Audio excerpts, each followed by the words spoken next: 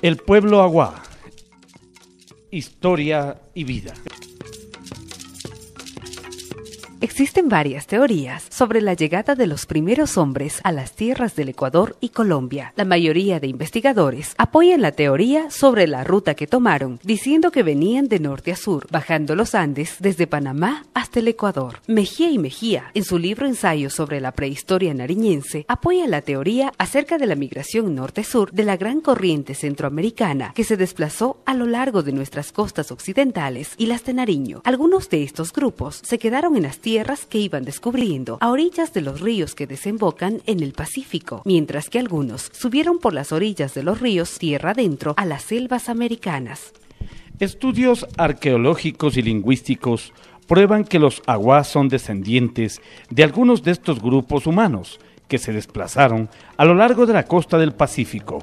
Algunos lingüistas dicen que el idioma aguapid tiene raíces chibcha, es decir, tendría similitudes con la lengua del gran imperio maya que existió en Centroamérica por miles de años. Gijón y Camaño en 1941 y el Dr. Max Hull en 1888 incluyen al grupo Barbacoas en la clasificación lingüística chibcha, compuesta por varias lenguas, siendo una de ellas la Guayquer Aguapid. A finales del siglo XV, cuando llegó la conquista española, el grupo indígena Barbacoas estaba conformado por varios subgrupos: pastos, guayquers, aguá, mayamuenses y colimas. Geográficamente habitaban los territorios comprendidos entre los ríos Patia y Mira, una vasta región que atrajo la atención de los españoles por la gran riqueza de sus minas de oro. Otra teoría que trata de explicar el origen de los pueblos nativos de esta región es la de Gijón y Camaño, que con otros investigadores como Lukotka y Max Urle dicen que los primeros habitantes llegaron a Venezuela y parte de la región amazónica desde el Asia, procedentes de la Polinesia. Luego subieron unos grupos hacia las sierras del Ecuador. En estos grupos se incluyen los grupos Barbacoas, y desde allí bajaron los primeros pobladores hacia las costas del Pacífico. Entre estos grupos se incluye a los guayqueres, aguá, que siempre se relacionaron con los pastos por el comercio y para enfrentar a los enemigos. Los aguá vivían en las costas de Nariño y parte del noroccidente del Ecuador de hoy. Hace por lo menos 400 años, antes de la llegada de los primeros españoles, es decir, por el año 1200, hemos de recordar que la conquista española se da entre los años 1570 a 1580, y allí se afirma que los habitantes de la zona hablan una especie de idioma chibcha, el aguapid. Pero otros investigadores aseguran que los aguá llegaron un siglo antes de Cristo. Los cronistas de la época relatan que vivían en chozas rústicas y se cubrían de cortezas, de árboles y de hojas. La música aguá tiene influencia andina y africana. Utiliza flauta, rondador o pingullo, la marimba y el bombo. Históricamente, los guayqueres, como respuesta a la invasión de su territorio, han huido a lugares cada vez más apartados. Este aislamiento, como forma de rechazo, ha permitido conservar parte de su identidad cultural. El medio ambiente hostil y la falta de vías de penetración han sido sus aliados. Sin embargo, estos mismos hechos explican su marginalidad en todos los aspectos. Dicha marginalidad es producto de la ausencia de una política indigenista por parte del gobierno que podría haber permitido el desarrollo de esta comunidad respetando sus valores tradicionales, culturales y sus territorios ancestrales. La ubicación geopolítica entre las dos naciones y muy especialmente los problemas en Colombia han hecho que se desplacen más al sur, es decir, al Ecuador. Las zonas donde siempre han habitado los aguá han sido y son zonas de bosque subtropical muy húmedo y bosque tropical húmedo. Un ejemplo es la Reserva Natural del Chocó, el último pulmón del mundo, que va desde los 90 hasta los 2000 metros sobre el nivel del mar. Al comienzo de la década de los 80, los aguá del Carchi en Ecuador comienzan a sentir la presión de la colonización mestiza, con la presencia de algunas cooperativas que tomaban posesión de tierras supuestamente baldías, pero que fueron parte del gran territorio aguá sin título. En muchas ocasiones se les negaba el derecho a la tierra por no tener título de propiedad, y los aguá en ese tiempo no podían hacer escrituras porque la mayoría no estaban documentados legalmente, y los traficantes de tierras les acusaban de ser colombianos a pesar de ser nacidos en el Ecuador. A raíz de las presiones sobre el territorio aguá por parte de cooperativas de colonos, la organización comienza en San Marcos por el año 1982. Después de varias reuniones en esta comunidad entre el año 1981 al 83, Ignacio Taicús viajó a Quito con Jaime Levy. Allí conoció a otros dirigentes de organizaciones indígenas en el Consejo Nacional de Coordinación de las Nacionalidades Indígenas del Ecuador. Luego organizan una comisión y visitan algunas instituciones. Como resultado, conocen la Oficina de Asuntos Indígenas del Ministerio de Bienestar Social y el Departamento de Desarrollo Fronterizo de la Cancillería. Además, que hacen los primeros contactos con la CONAIE.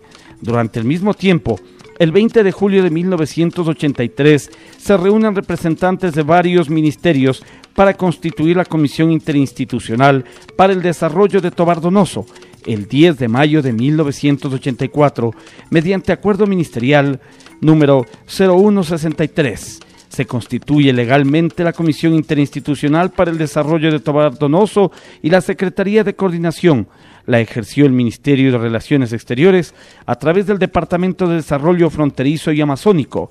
Una de las primeras actividades de esta comisión fue hacer un diagnóstico socioeconómico de la etnia aguá Guayquer, mismo que terminó en diciembre de 1984 y que propuso acciones concretas inmediatas, entre ellas: adjudicación del territorio aguá en forma comunal a favor del grupo indígena aguá, promoción organizacional de la comunidad a fin de conformar la Federación de Centros Aguá del Ecuador, documentación del registro civil. El financiamiento para estas actividades se obtuvo primeramente de la Organización Cultural Survival de los Estados Unidos, mediante convenio entre la CONACNIE y el Ministerio de Relaciones Exteriores. El proceso de delimitación y titulación fue gestionado por muchos dirigentes ante el Instituto de la Reforma Agraria y Colonización (IERAC) y el Ministerio de Bienestar Social (MBS). Horacio Pay trabajó duro como coordinador de la Prefederación Aguá. El 28 de febrero de 1986 se presentó la documentación para la legalización de los primeros 6 centros: Guaña, Guare, San Marcos, Hualpi Alto, Ispi y Taravita. El trabajo de medición topográfica demoró casi 4 años. El hambre, los traficantes de tierras, los intereses personales no pudieron vencernos y finalmente todas las familias aguá viven tranquilas, protegidas por el título comunal que tenemos como territorio aguá y la protección de nuestra propia Federación Aguá.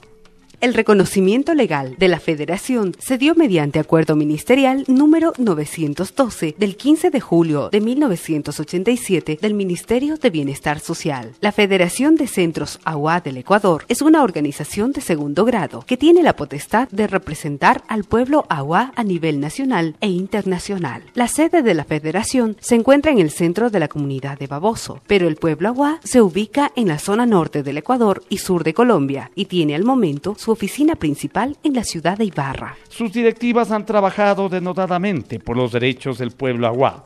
Una muestra de ello es la actual directiva que la encabeza don Florencio Cantincús, presidente.